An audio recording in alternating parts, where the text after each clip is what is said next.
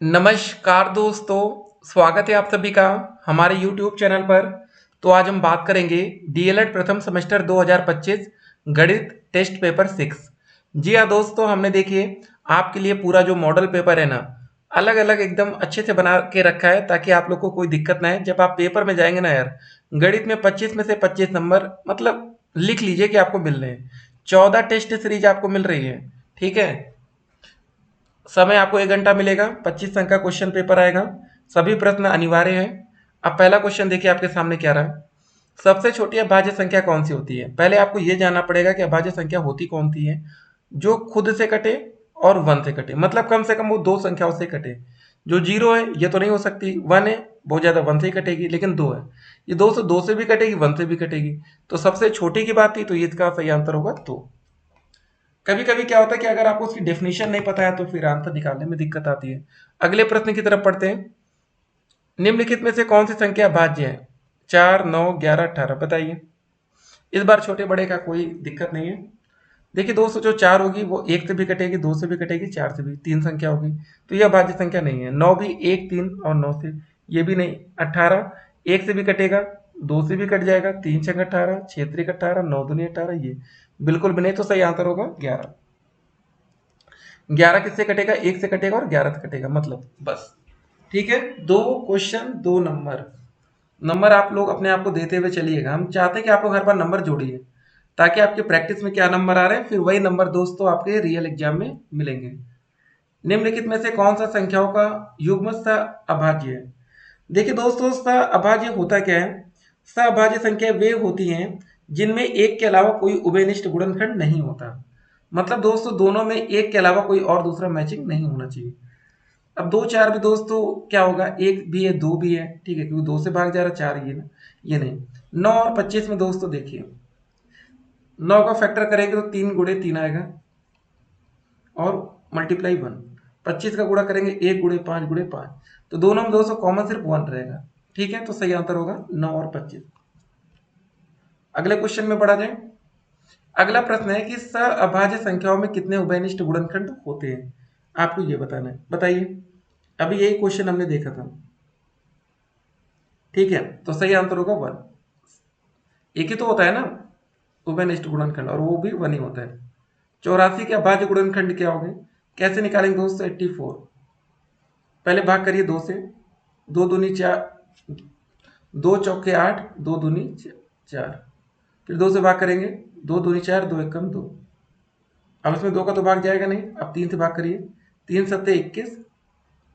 अब 7 से करिए, 7 एकम 7। तो इसको लिख सकते हैं 2 गुणे 2 गुणे 3 गुणे 7। ठीक है, तो इसका सही आंसर क्या हो जाएगा बताइए आप लोग। सही आंसर होगा सी विकल्प। ठीक है, सही आंसर। अगर आप देख रहे होंगे बी वाला जो विकल्प है, क्या ये हो सकता है? अब ये कंफ्यूजन है, लेकिन जो 4 लिखा है ये अभाज्य थोड़ी नहीं, ये तो भाज्य संख्या है ना। तो अभाज्य 2 होती है, 2 भी अभाज्य, ये सारी चीज इसको भी ध्यान में रखना पड़ेगा, नहीं तो आपसे गलती हो सकती है। अभाज्य गुणनखंडों में सभी गुणनखंड होते हैं। अभाज्य गुणनखंड में सभी गुणनखंड कैसे होते हैं? अभाज्य होते हैं। अब ये हमने आपको बताया। अगला क्वेश्चन, महत्तम समापवर्तक एचसीएफ को और क्या कहा जाता है? एलसीएम तो बिल्कुल नहीं कहेंगे। महत्तम समापवर्त, महत्तम समापभाजक या न्यूनतम समापवर्त। तो सही आंसर होगा दोस्तों महत्तम समापभाजक। ठीक है, और इसको जीसीडी भी कहते हैं, जीसीडी। ठीक है, अगला क्वेश्चन आता है 42, 66, 78 का महत्तम समापवर्तक। एचसीएफ का मतलब होता है वो बड़ी से बड़ी संख्या जिसमें तीनों में भाग जाए। तो इसको निकालने के लिए सबसे अच्छा भाग विधि। 42 को 66 से भाग करिए, कितनी बार जाएगा? 1 बार। 42, 6 में से 4 गया, 6 में से 2 गया 4, 6 में से 4 गया 2। अब यहाँ 42 यहाँ आ जाएगा, एक बार जाएगा 24। 12 में से 4 गया 8, 3 में से 1 गया 2, यहाँ जाएगा 24। ठीक है, अब ये कितनी बार जाएगा? एक बार जाएगा, 18 आ जाएगा। 24 में से 18 गया 6, यहाँ हो जाएगा 18। अब 6 त्रिक का 18, ये पूरा कट्टम कुट्टम हो गया। अब दोस्तों 6 का भाग इसमें भी जाना चाहिए, 78 में। 78 में जाइए, 6 कम 6 8, 6 त्रिक 18। तो दोस्तों इसका जो एसपीएफ आ जाएगा वो 6 आ जाएगा। ये बड़ी से बड़ी संख्या होगी जिसमें तीनों में भाग जाएगा, मतलब 6 से 42 भी कटेगा, 66 भी, ये भी 2 से कटेगा, लेकिन ये छोटी संख्या 3 से भी छोटी, लेकिन 12, अब 12 से 66 नहीं कट रहा है ना। तो ये सारी चीजें होती है। ठीक है, अगला क्वेश्चन देखते हैं। भाग विधि द्वारा एचसीएफ ज्ञात करने पर हम कब तक भाग देते रहते हैं। देखिए भाग विधि द्वारा कब तक हम भाग दे रहे हैं, कब तक दे रहे हैं बताइए, जब तक शेषफल आपका 0 नहीं हो जाता। यही था ना, अगर शेषफल दोस्तों बचता तो हम और बार भाग देने की कोशिश करते। अगला क्वेश्चन, लघुत्तम समापवर्त क्या होता है। सबसे बड़ा नहीं होता, ये सबसे छोटा होता है। एलसीएम का मतलब ही छोटा होता है। ठीक है, नाम भी लघुत्तम लिखा है। अगला क्वेश्चन, 16, 32 और 40 का एलसीएम क्या होगा। अभी इससे पहले हमने एचसीएफ ज्ञात किया, इस बार हम एलसीएम ज्ञात करेंगे। 16, 32 और 40, ऐसे दोस्तों में कोई संख्या बतानी है जिसमें 16 का भी भाग चला जाए, 32 का भी, 40 का भी। चलिए करिए, 2 अट्ठे 16, 16 दूनी 32 या 20, फिर 2 से भाग करिए, 2 चौके 8, 2 अट्ठे 16, 2 दाम 20, फिर 2 से करिए, 2 दूनी 4, 2 चौके 8, 2 पंजे 10, अब फिर 2 से जाएगा, 2 एक कम 2, 2 दूनी 4, 5, फिर 2 से जाएगा 1 1 5, फिर अब लास्ट में 5 से जाएगा 1 1 1।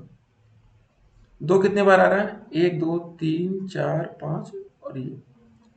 ठीक है, 2 गुड़े 2 गुड़े 2 गुड़े 2 गुड़े 2 गुड़े 5, आंसर क्या आ जाएगा, 2 दूनी 4 दूनी 8, दूनी 16 दूनी 32, 32 गुड़े 5, 5 दूनी 10, 5 या 15, 116। इसका दोस्तों जो एलसीएम आ जाएगा 160 आएगा। ठीक है, तो ऐसे क्वेश्चंस भी पेपर में आएंगे जो आपको कंफ्यूज करेंगे। अगला प्रश्न देखते हैं, इसका अब आपको एलसीएम बताना है।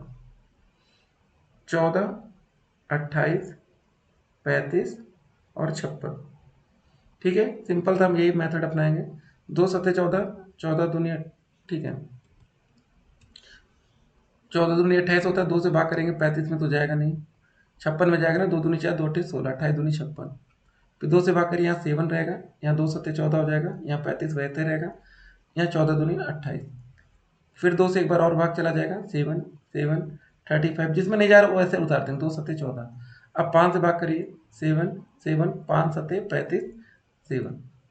अब दोस्तों 7 से कर दीजिए, 1 1 1 1, कितनी बार 2 आ रहा है, 3 बार आ रहा है, 2 गुड़े 2 गुड़े 2 गुड़े 5 गुड़े 7, गुड़ा कर लीजिए, 2 दूनी 4 दूनी 8, 45, 4 सत्ते 28, 280। तो ऐसे क्वेश्चंस भी पेपर में आएंगे। अब दोस्तों ये जो क्वेश्चन है आपका, ये 2 नंबर का रहेगा यहाँ पर। ठीक है, क्योंकि 12 नंबर से हमारे लघु उत्तरीय क्वेश्चन शुरू होते हैं, 11 नंबर तक आपने जितने सही किए क्वेश्चन, उसमें एक एक नंबर अपने आपको देते हुए चलिएगा। ठीक है, एक एक नंबर देते हुए चलना है। यहां तक हम पहुंच गए।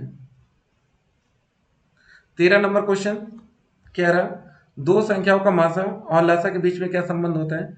याद रखिए दोस्तों, एलसीएम गुड़े एचसीएफ बराबर होता है पहली संख्या गुड़े दूसरी संख्या या दोनों संख्याओं का गुणनफल। तो लासा गुड़े मासा या मासा गुड़े लासा बराबर संख्याओं का गुणनफल, ये वाला सही आंसर होगा। अगला क्वेश्चन आता है, यदि दो संख्याओं का मासा 16 दिया गया है, उनका गुणनफल, मासा दिया गया लासा नहीं पता तो लासा की जगह हम पी मान लेते हैं, गुणनफल 6400 है। ठीक है, 6400, तो यहाँ पर पी बराबर हो जाएगा 6400 बटे 16, 16 32, 16 चौके 64, यहाँ आ जाए 400, तो पी का मान आ गया 400। सही आंसर हो जाएगा सी विकल्प। ठीक है, ये सारे क्वेश्चंस ऐसे इस चैप्टर से बन सकते हैं, आप तैयार रहिएगा। 15 नंबर क्वेश्चन, दो अंकों की सबसे बड़ी अभाज्य संख्या कौन सी होगी। अब दोस्तों जो 3 है 99, ये दोस्तों 1 से भी कटेगा 3 से भी कट जाएगा। ठीक है, तो ये तो बाहर हो गया, मतलब कोई भी संख्या ऐसी हो जो खुद से कटे और 1 से कटे, बस इतना होना चाहिए। ठीक है, तो कुछ बातें आपको ये याद रखनी है कि याद भी रहे तो चलेगा। अब जैसे 97 है दोस्तों, ये सिर्फ खुद से कटेगा और 1 से भी कटेगा, तो ऐसे क्वेश्चन आपको पेपर में कंफ्यूज कर सकते हैं। ठीक है, पता होना चाहिए पहले से बस। अगला क्वेश्चन देखिए, 1728 के अभाज्य गुणनखंड क्या होंगे। बहुत ही अच्छा क्वेश्चन है। अब देखिए 1728, अब अभाज्य गुणनखंड निकालना है। 2 से भाग करिए, 2 अट्ठे 16, 2 छंग 12, 2 चौके 8, ठीक है। फिर 2 चौके 8, 2 तिया 6, 2 दूनी 4,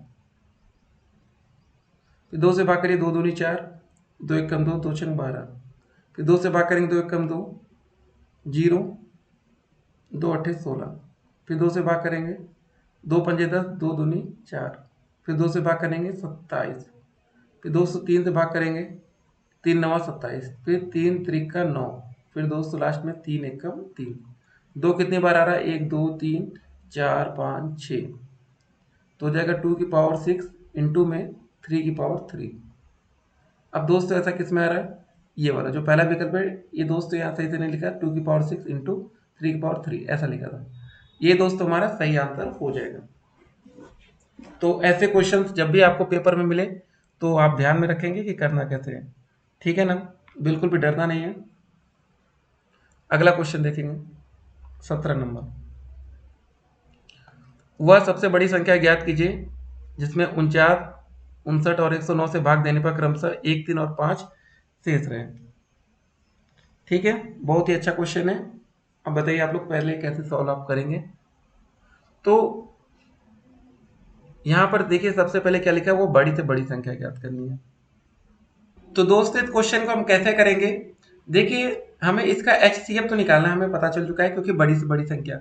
लेकिन बोला गया जब हम संख्या में भाग देते हैं 49 में, तो भाग देने पर 1 बच रहा है, तो 49 में से 1 घटा दीजिएगा। 59 में जब भाग दे रहे हैं तो 3 बच रहा है, और दोस्तों 109 में जब भाग दे रहे हैं तो 5 बच रहा है, तो इसका आ जाएगा 48। 59 में से 3 गया 56, और 109 में से 5 गया 104। ये दोस्तों कंडीशन है।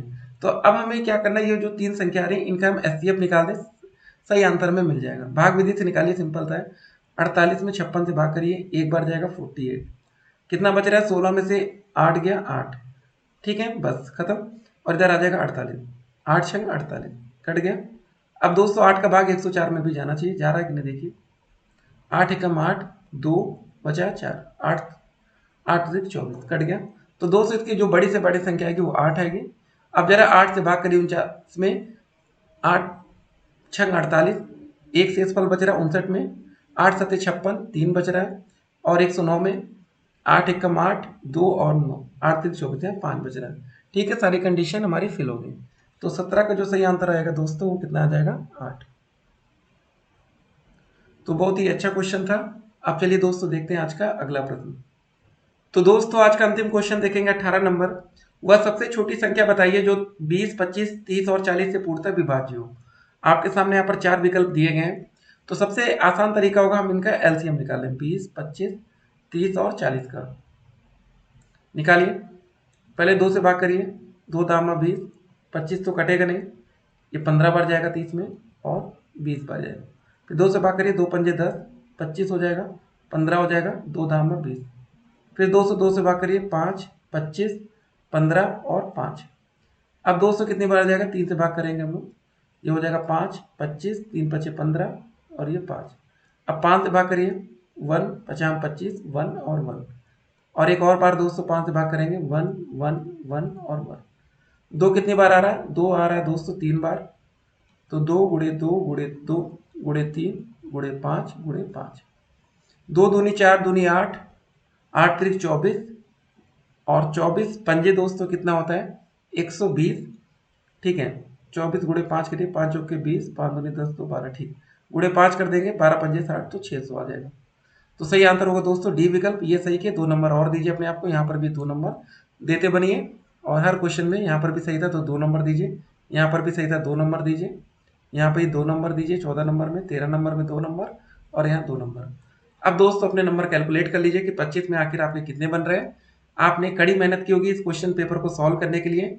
जी हाँ दोस्तों, यकीन मानिए पेपर में आप खिलवाड़ करेंगे, मतलब पेपर देखते ही ना ऐसा कोई क्वेश्चन नहीं होगा जो कहेंगे यार कि हमने इसको लगाया नहीं है। मजा आने वाली है मैथ के पेपर में। हर साल दोस्तों मैथ में कम से कम 50,000 बच्चे फेल होते हैं। अब दोस्तों इस साल ये तो क्लियर है कि कोई बच्चा फेल नहीं होगा जो हमारे यूट्यूब चैनल से जुड़ा होगा।